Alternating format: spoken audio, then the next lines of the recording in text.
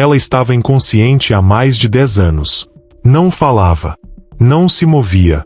Não podia pedir ajuda. Até que um teste de gravidez revelou o que nenhum protocolo jamais previu. Ele era o enfermeiro que cuidava de todos. Aparecia nos turnos noturnos. Sorria. Aplicava os remédios. Mas a cada plantão, um paciente morria. 2 nomes. 2 profissionais de saúde. Um atuava nos Estados Unidos em uma clínica que cuidava dos mais frágeis. O outro, durante 16 anos, atravessou UTIs inteiras sem ser detido. Ambos tinham uma coisa em comum. Usaram o silêncio dos hospitais como arma. Câmeras desligadas por respeito às famílias. Portas trancadas por segurança. E sistemas inteiros que preferiram não enxergar. Quando a verdade apareceu, já era tarde.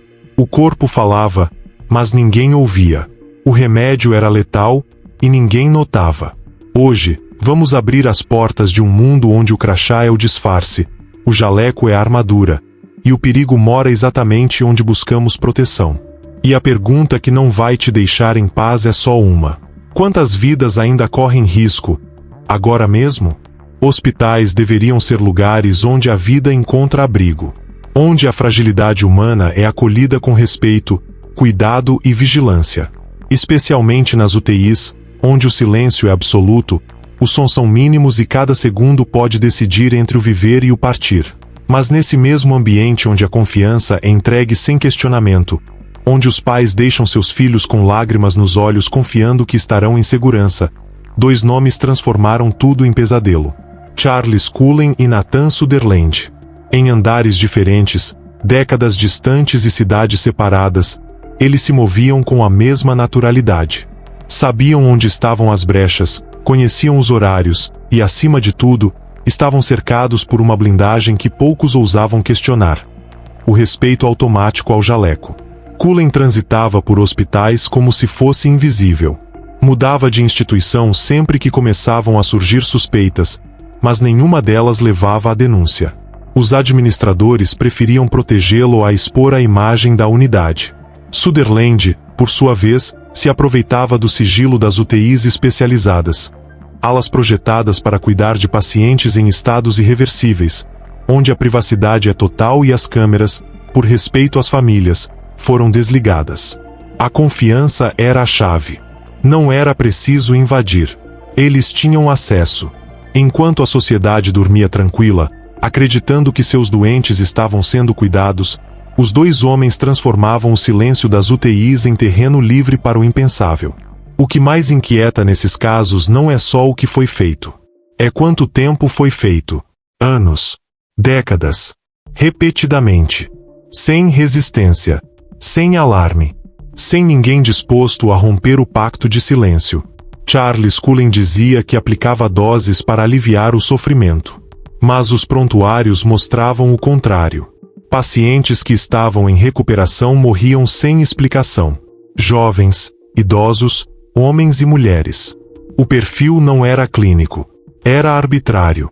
Sutherland, ao contrário, escolheu uma vítima em específico. Uma mulher que não podia se defender. Não podia reagir. Que havia passado mais de 10 anos em coma. E mesmo assim, engravidou.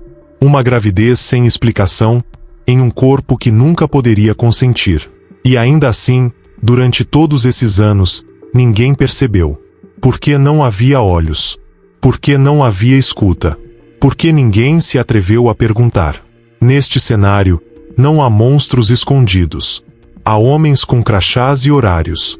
Com folhas de ponto e acesso aos refeitórios. Que passaram por treinamentos, reuniões, protocolos. Que estavam ali não porque invadiram, mas porque foram aceitos. A grande pergunta que se ergue é: será que falamos de 2 exceções, ou de um sistema inteiro que prefere não ver?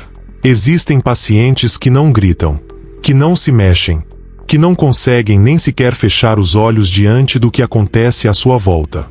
Eles confiam por não ter escolha. Eles se entregam porque não têm para onde fugir. E é exatamente nesse ponto que a história se torna insuportável. A mulher que Nathan Sutherland cuidava não podia responder. Não reconhecia vozes. Não movia os braços. Por mais de uma década, respirou graças a aparelhos e viveu sob a responsabilidade de outros. Seu corpo, vulnerável, dependia de profissionais treinados para garantir que o mínimo fosse mantido: dignidade. E foi esse corpo que, um dia, começou a apresentar sinais de uma gestação. Do outro lado da história, Charles Cullen entrava nas UTIs durante a noite. Silencioso, discreto, exalava confiança. Pacientes que deveriam estar em observação, que mostravam sinais de melhora, de repente tinham paradas cardiorrespiratórias inexplicáveis. Não havia luta. Não havia resistência. Porque os alvos de Cullen estavam sedados, desacordados, frágeis. Exatamente como a mulher que Sutherland deixou grávida. As semelhanças entre os dois não estão apenas nos atos. Estão no cenário onde tudo aconteceu. Em alas silenciosas, protegidas por paredes espessas e pela confiança cega no uniforme branco. E talvez o mais cruel disso tudo seja saber que não foi a primeira vez. E provavelmente, também não foi a última. Quantas UTIs no mundo carregam histórias que nunca serão descobertas? Quantos corpos frágeis foram tocados por mãos que deveriam curar, mas escolheram destruir? Sutherland foi descoberto porque um novo ser nasceu. O milagre da vida denunciou o horror. Já Cullen só foi pego porque alguém finalmente ligou os pontos entre os mortos que deixava pelo caminho. Antes disso, os dois operavam à sombra. Com autorização. Com silêncio. Com acesso livre. Porque ninguém imaginava. Porque ninguém ousava desconfiar. Porque, no fim das contas, eles estavam exatamente onde todo mundo acreditava que o bem deveria estar. Sinais. Sempre há sinais. O problema é quando ninguém quer enxergar. Antes da gravidez que chocou a equipe no Arizona, Nathan Sutherland já havia deixado rastros. Pequenas denúncias abafadas, comportamentos estranhos ignorados, alterações de humor vistas como estresse do trabalho. Mas nada foi documentado de forma oficial. Porque, para os colegas, ele era apenas mais um enfermeiro de plantão noturno. Silencioso. Reservado. Acima de qualquer suspeita.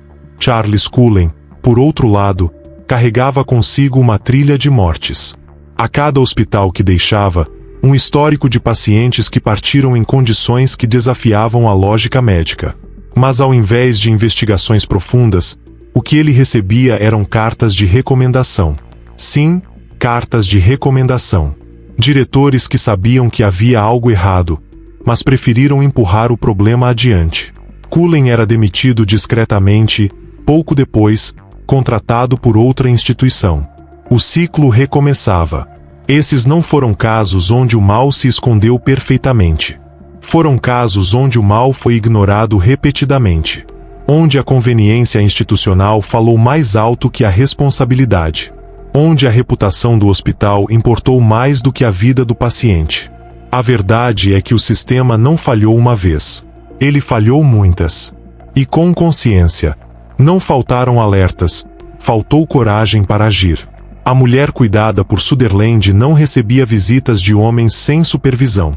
Não havia brecha oficial para que aquele ato acontecesse. Mesmo assim, ele entrou.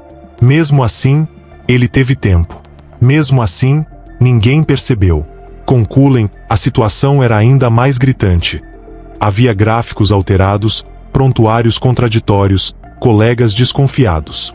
Mas o medo de manchar a imagem institucional paralisava qualquer ação. Essas histórias nos mostram que o problema não é apenas quem comete os atos, mas quem finge que não vê, que arquiva documentos, que silencia colegas, que prefere manter o prestígio da instituição do que responder às famílias. O que esses dois nomes revelam não é um erro de percurso. É um sintoma crônico de um sistema que aprendeu a se proteger primeiro e investigar depois. A verdade, quando aparece, nunca chega como deveria. Ela não vem com ordem, nem com compaixão. Ela explode, derruba, devasta. E no caso de Nathan Sutherland e Charles Cullen, ela chegou tarde demais. No Arizona, a equipe médica não conseguia entender. Uma mulher em estado vegetativo não engravida. Era biologicamente impossível. Inaceitável. E, ainda assim, diante de todos os exames, lá estava o feto se desenvolvendo. O que era para ser um dia comum de rotina hospitalar se transformou em um abismo. A partir dali, a investigação foi inevitável. Câmeras? Nenhuma. Testemunhas? Nenhuma. A única evidência possível foi o DNA. A coleta foi feita com todos os funcionários, um a um. Quando o nome de Sutherland surgiu nos resultados, o hospital congelou. Não apenas pelo crime, mas porque ele ainda estava lá, trabalhando, cuidando de pacientes, com as mesmas mãos, com o mesmo crachá. Enquanto isso, do outro lado do país, Charles Cullen parecia intocável. Só depois de anos, com mortes acumuladas e registros comparados, começaram a perceber um padrão impossível de ignorar. Pacientes morriam mais nos plantões dele. As dosagens não batiam. O tipo de medicamento, o horário, a sequência, tudo apontava para ele. E mesmo assim, o choque foi absoluto quando a polícia o confrontou. Cullen confessou. Mas não apenas isso. Ele revelou que não conseguia lembrar o número exato de mortes. Disse que era como uma necessidade. Que ele achava que estava aliviando o sofrimento das vítimas. Frio. Racional. Quase clínico. O horror não estava apenas no que ele fez, mas na forma como justificava, e no fato de que ninguém o deteve antes. Com Sutherland, não houve confissão. Ele se calou. Do primeiro depoimento ao julgamento, nunca explicou o que fez. Nunca pediu perdão. Nunca demonstrou arrependimento. O silêncio foi sua única resposta. E talvez o mais revoltante tenha sido perceber que, se não fosse pela gravidez, ele ainda estaria lá hoje. Esses dois casos escancararam aquilo que muitos fingiam não existir. Há profissionais da saúde que usam a estrutura hospitalar como escudo. Que contam com a confiança automática da sociedade para se esconder. Que exploram brechas nos protocolos e sabem que, se cometerem algo errado, talvez nada aconteça. E se algo vier à tona, é porque algo irreversível já foi feito. A verdade chegou, mas não salvou ninguém. Nathan Sutherland e Charles Cullen não agiram sozinhos. Sim, foram eles que cruzaram a linha. Foram eles que escolheram trair a confiança dos pacientes. Mas o que permitiu que seus crimes durassem tanto tempo foi algo maior, mais complexo, mais perverso: o sistema. Em ambos os casos, o ambiente hospitalar ofereceu exatamente o que eles precisavam. Acesso irrestrito. Falta de vigilância. Hierarquias rígidas que impedem questionamentos. E, acima de tudo, uma cultura institucional que prioriza reputação, imagem, estabilidade, mesmo que isso signifique ignorar alertas óbvios. Cullen foi transferido de hospital como quem troca de roupa. Quando as mortes começaram a se acumular, os administradores tomavam decisões discretas, sem denúncias, sem alertar as autoridades. Preferiam livrar-se do problema do que encarar o escândalo. Assim, ele recomeçava em outro lugar, com novos pacientes, novas vítimas. Sutherland, por sua vez, era protegido por uma estrutura que acreditava estar fazendo o certo. Em clínicas especializadas, câmeras são removidas por respeito à dignidade dos pacientes. Visitantes são controlados. Mas os funcionários? Esses circulam livremente, com crachás que abrem portas e fecham suspeitas. E ali, naquele ambiente feito para preservar a vida, ele cometeu o irreparável. O mais alarmante não é apenas a omissão, é a conivência. Cullen foi descrito como problemático por colegas, mas nunca investigado a fundo. Sutherland tinha um histórico de comportamento suspeito, mas nada foi formalizado. Por quê? Porque denunciar alguém dentro do hospital exige enfrentar um muro de silêncio, de medo, de reputações blindadas. Esses dois nomes, hoje, representam uma ferida aberta na estrutura da saúde. Mas a dor não é só das vítimas. É de todas as famílias que deixaram seus filhos, seus pais, seus avós em UTIs e confiaram.